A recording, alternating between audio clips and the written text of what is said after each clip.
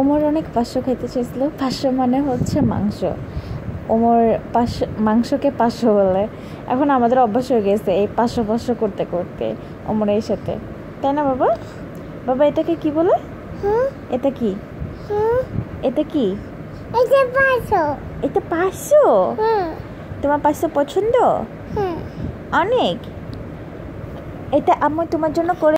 তোমার কি এই পাঁচশো ভালো লাগে অনেক? তাই তুমি আম্মুকে বলেছো এটা করার জন্য?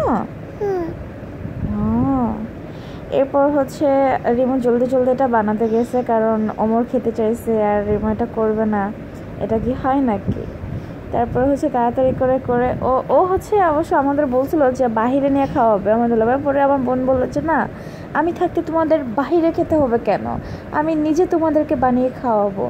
এই তো তারপরে হচ্ছে ওর উদ্যোগে ও হোমমেড বিএফসি না কেএফসি, এটা কী হয়েছে জানি না, একটা তো হয়েছে না, হোমমেড বিএফসি কেএফসি আমরা খেয়ে নিয়েছি, মজাই হয়েছিল। বাবা আম্মু যেটা বানিয়েছে এটা কি ইয়াম্মি হয়েছিল? এটা মজা হয়েছিল? ইয়াম্মি ইয়াম্মি হয়েছিল? এই সবগুলো সস কে খেয়েছে? ওমর খেয়েছে? ওমর কেন খেয়েছে এগুলো? ওমর কেন খেয়েছে? কেন?